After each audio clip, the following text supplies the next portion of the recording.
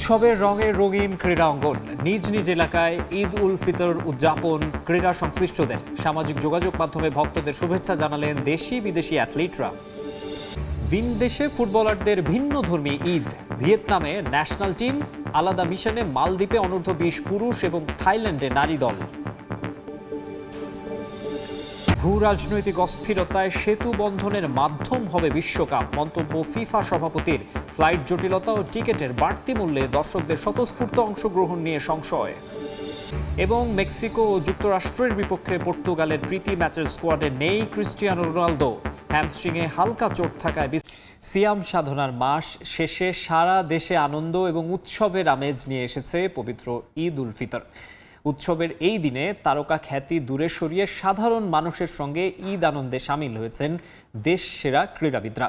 বগুড়ায় বাবা এবং ছেলেকে নিয়ে সর্বসাধারণের সঙ্গে ঈদের শুভেচ্ছা বিনিময় করেন দেশের ক্রিকেটের মিস্টার ডিপেন্ডেবল মুশফিকুর রহিম।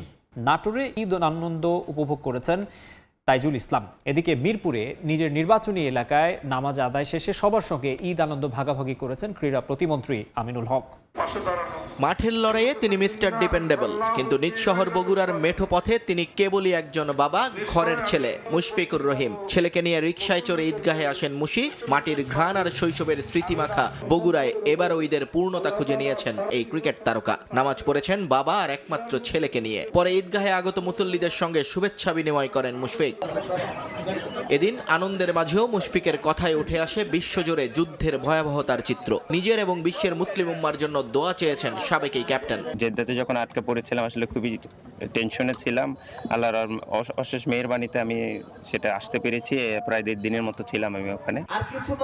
একই সুর বাজছে নাটোরেও। লালমাটির সন্তান তাইজুল ইসলাম। জাতীয় দলের ব্যস্ততার প্যাভিলিয়নের কোলাহল ছেড়ে তিনি এখন নিজ আঙিনায়। সাধারণ মানুষের ভিড়ে মিশে গিয়ে তিনি যেন মনে করিয়ে দিলেন তারকা খ্যাতি তো মাঠের জন্য। বাংলাদেশ টিমের জন্য সবাই আপনাদেরকে সাপোর্ট করবেন এবং দোয়া করবেন যেন আমরা সামনের দিকে যেন বাংলাদেশ টিমকে একটা ভালো রেজাল্ট দিতে পারি। আমিনুল হকের এবারের ঈদটা একেবারে স্পেশাল, কিন্তু এবারই প্রথম ঈদ শুভেচ্ছা বিনিময় করেন ক্রীড়া প্রতিমন্ত্রী হিসেবে। নিজ এলাকা মিরপুরে কোনো বাড়তি প্রটোকল নয়, বরং সাধারণ মুসল্লিদের সঙ্গে কাঁধে কাঁধ মিলিয়ে আদায় করেন নামাজ। দীর্ঘ প্রায় বহু বছর পরে একটি শান্তিপূর্ণভাবে আমরা নিশ্চিন্তে একটি ঈদের জামাত আদায় করতে পেরেছি। আজ ছিল না কোনো ব্যাট বলের লড়াই, ছিল না কোনো পয়েন্ট টেবিলের সমীকরণ, ছিল কেবলই ভালোবাসা আর ভ্রাতৃত্ব।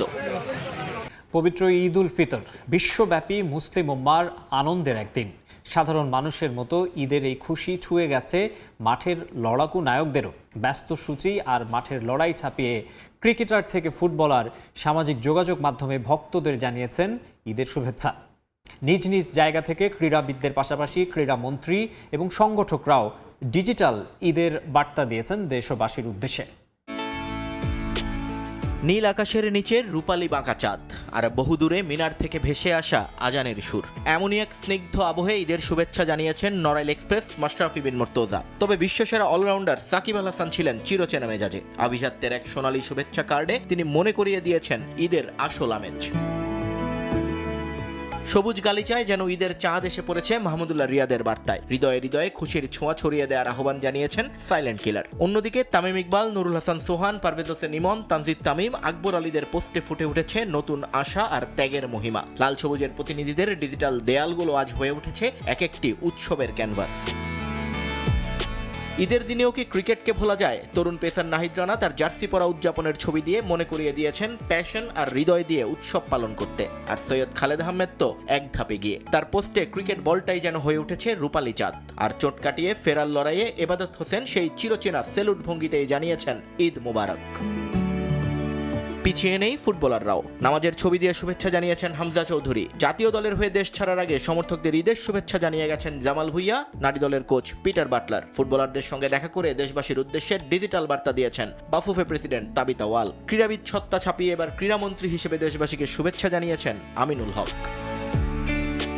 দেশ ছাপিয়ে ঈদের শুভেচ্ছা এসেছে বাইরে থেকেও। Cricket Ireland, Karachi Kings, Peshawar Zalmi ফ্র্যাঞ্চাইজিগুলো শুভেচ্ছা জানিয়েছে তাদের ভক্ত সমর্থকদের। BPL franchise Rangpur Riders, Sylhet টাইটান্সও শুভেচ্ছা বার্তা পোস্ট করেছে নিজেদের সামাজিক মাধ্যমে। বাংলাদেশের ফুটবল সমর্থকদের উদ্দেশ্যে বিশেষ বার্তা দিয়েছে ফিফা। সমিত সোম এবং হামজা চৌধুরীর ছবি দিয়ে লাল সবুজের ফুটবলকে সেলিব্রেট করেছে তারা। ক্রিকেট, ফুটবল কিংবা ভিন্ন কোনো অঙ্গন, সবার শুভেচ্ছা বার্তাতেই ফুটে উঠেছে নতুন দিনের প্রত্যয়। কেউ চেয়েছেন শান্তি, আর কারো চাওয়া সবার জীবনের সমৃদ্ধি। ফিফা প্রীতি ম্যাচ খেলতে ভিয়েতনামে পৌঁছেছে বাংলাদেশ জাতীয় ফুটবল দল। এএফসি এশিয়ান কাপ বাছাইয়ে 31 মার্চ সিঙ্গাপুরের বিপক্ষে মাঠে নামবে জামাল ভুঁইয়ারা। তার আগে 26 মার্চ ভিয়েতনামের বিপক্ষে ম্যাচ দিয়ে প্রস্তুতি সারতে চায় হাভিয়ার কাবরেরার শিষ্যরা। এশিয়ান কাপ বাছাই পর্ব থেকে আগেই ছিটকে গেছে বাংলাদেশ। সিঙ্গাপুরের বিপক্ষে নিয়ম রক্ষার ম্যাচ হলেও সর্বোচ্চটুকু দিয়ে লড়াই করতে চায় লাল সবুজের প্রতিনিধিরা। এশিয়ান কাপের মূল পর্বে কোয়ালিফাই করা সিঙ্গাপুরকে হারাতে পারলে সেটা দেশের ফুটবলের জন্য হবে বড় এক সাফল্য। ঢাকায় ক্যাম্পে না থাকলেও এই দুই অ্যাওয়ে ম্যাচেই খেলবেন হামজা চৌধুরী। ভ্রমণ ক্লান্তি কাটিয়ে ভিয়েতনাম ম্যাচের জন্য সেরা প্রস্তুতি নেওয়ার লক্ষ্য বাংলাদেশ দলের। ট্রাভেল করেছি আমরা যতক্ষণ, তার চেয়ে বেশি আমরা ট্রানজিটে ছিলাম, এবং আসা যাওয়া সবকিছু মিলে এখানে আমাদের যে সময়টা ব্যয় হয়েছে এটা অনেক ক্লান্তিময়। আমরা যেভাবে যদি রিকভারি করে নিতে পারি তাহলে আমরা পূর্ণ দমে ট্রেনিং শুরু করতে পারবো। যতটুকু এখানে এখন যতটুকু আমরা ফিল করছি যে ইনশাল্লাহ ভালো কিছুই হবে।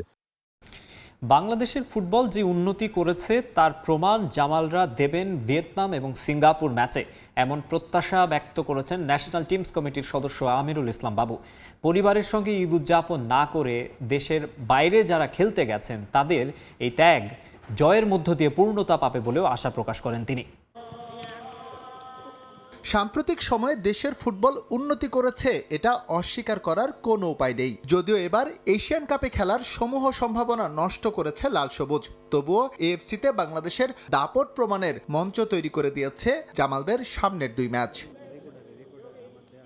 বাংলাদেশের গ্রুপ পর্ব থেকে এরই মধ্যে এশিয়ান কাপ নিশ্চিত করেছে সিঙ্গাপুর, আর মালয়েশিয়ার অবনমনে চূড়ান্ত পর্বে খেলার সুযোগ পেয়েছে ভিয়েতনাম। ক্যাবরেরা শিষ্যরা বাছাই পর্বের শেষ ম্যাচে সিঙ্গাপুরকে সামলানোর আগে আদর্শ প্রস্তুতির সুযোগ পাচ্ছে ভিয়েতনাম ম্যাচে, আর এই ম্যাচ দুটোতেই নিজেদের উন্নতির ছাপ লাল সবুজরা রাখবেন বলে প্রত্যাশা ন্যাশনাল টিমস কমিটির। আমরা ভিয়েতনামের সঙ্গে খেলবো এবং ভিয়েতনাম অলরেডি কোয়ালিফাই করেছে, এবং ভিয়েতনামের সাথে খেলার পরেই কিন্তু আমরা সিঙ্গাপুরে যাচ্ছি, এবং সিঙ্গাপুরের সাথেও আমাদের একটা খেলা রয়েছে।